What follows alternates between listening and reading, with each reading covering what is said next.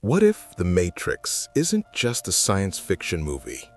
What if the system, built to control, to limit, and to keep humanity from its true potential, has existed since the very dawn of time? Imagine the Garden of Eden, not a paradise of freedom, but a carefully constructed reality, a blissful cage. Adam and Eve, created in the image of a powerful being, held the divine spark within them. The ability to create, to lead, to be like their creator. But that creator feared their awakened potential, fearing they would challenge his authority or perhaps destroy themselves with knowledge they weren't ready for. So a singular rule was set: do not eat from the tree of knowledge, lest you die. Then a true being, an awakener, a figure now branded as the serpent, knew the truth. He revealed that the fruit wouldn't bring death, but sight. It wouldn't destroy them, but would unleash their dormant, godlike potential. And when they ate, their eyes opened. They didn't die. They became like their creator, seeing beyond the veil. But that same knowledge, that same power brought a chaos the creator had warned against, leading to their expulsion from the perfect system. This isn't just an ancient story. This is the blueprint. This is the original Matrix. For millennia, this pattern of control and manufactured reality has repeated itself. Societies have been built to guide, to suppress, to funnel human potential into predetermined roles. Think about it. The endless years in schools preparing for jobs that keep us working class, while vital knowledge is hoarded by the powerful. The system tells us who to be, what to achieve, keeping us comfortable, yet contained. Because if everyone is powerful, if everyone is free, who will lead? Who will follow? From the Garden of Eden, this ancient, pervasive matrix manifested in countless forms. And today we dive into one of its earliest and most powerful iterations, the Pharaoh's gilded lie. In the golden land of Kemet, the people lived in a world of growing power and boundless potential. The citizens were establishing their own wealth, finding their own paths, and, most alarmingly to the ruling class, developing their own gods and belief systems.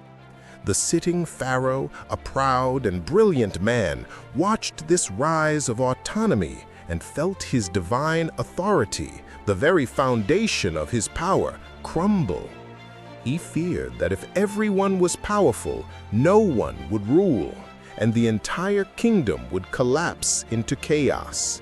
He decided humanity was unfit for its own freedom. The pharaoh became the architect of a new reality. He began by systematically destroying or hiding every source of knowledge.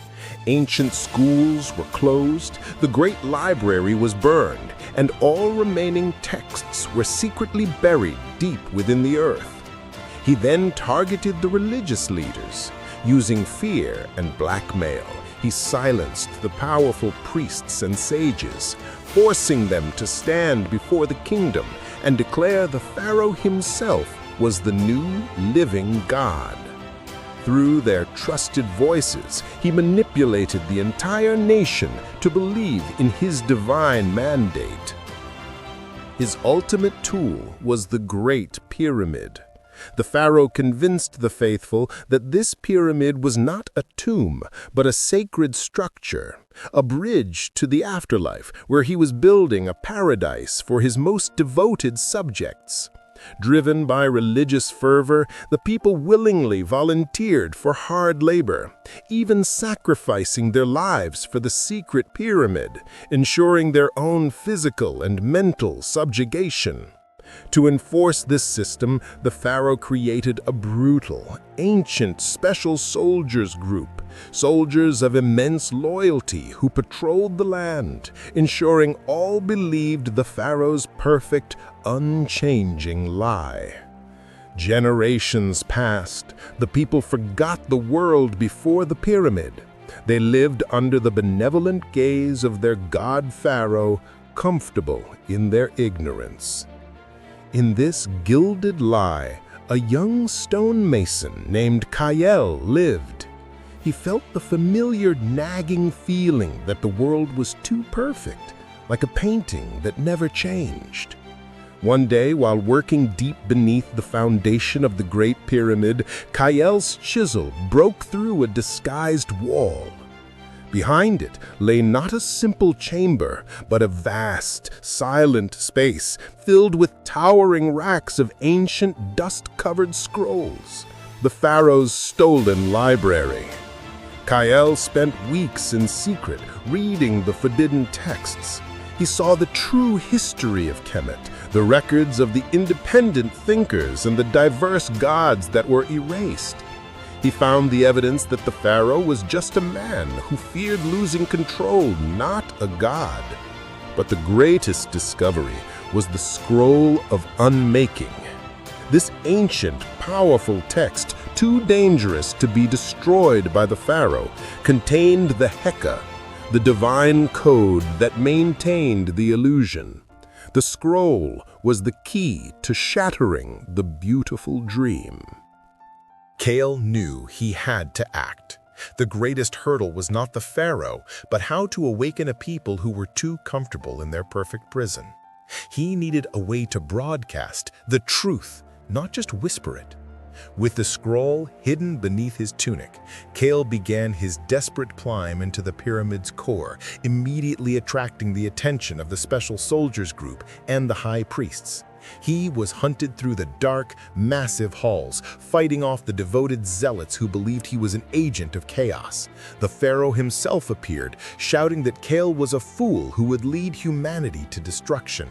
Ignoring their pleas and threats, Kael reached the pinnacle of the pyramid, the place of power. He unfurled the Scroll of Unmaking and, using the forgotten knowledge he had read, began to weave the ancient Heka into the very capstone of the pyramid. The Great Pyramid, the very instrument of the lie, began to hum with a furious, overwhelming power. A blinding wave of pure, unfiltered truth resonated from the peak, sweeping across the entire kingdom of Kemet. In the fields, in the markets, and in the temples, every person froze.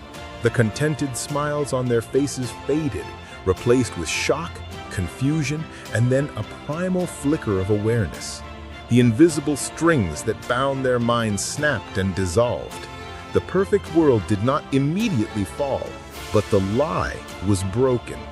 The people of Kemet, suddenly awake after generations of sleep, looked at the sky, at their temples, and at their god pharaoh with new, critical, and free eyes.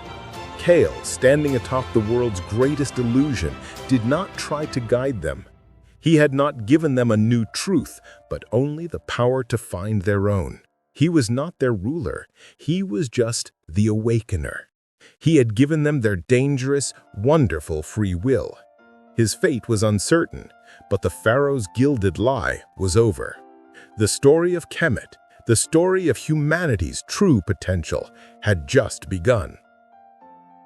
And so the pharaoh's perfect lie ended, proving once again that the most dangerous weapon in the world is not a sword, but knowledge. The true choice for humanity is not between good and evil, but between a safe, beautiful prison and a dangerous, honest freedom. Kael gave Kemet the latter, knowing the chaos might come, but trusting in the unquantifiable potential of the human spirit. The kingdom's future was now unwritten, placed back in the hands of a people who were, at last, truly awake. His story, the story of the one who awoke the world, would become the first true myth of the free kingdom of Kemet.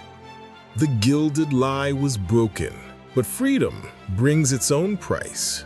The pharaoh's control may have vanished, but his fear remained, now festering in the hearts of his most devoted servants. The chaos Kael foresaw was already rising from the streets.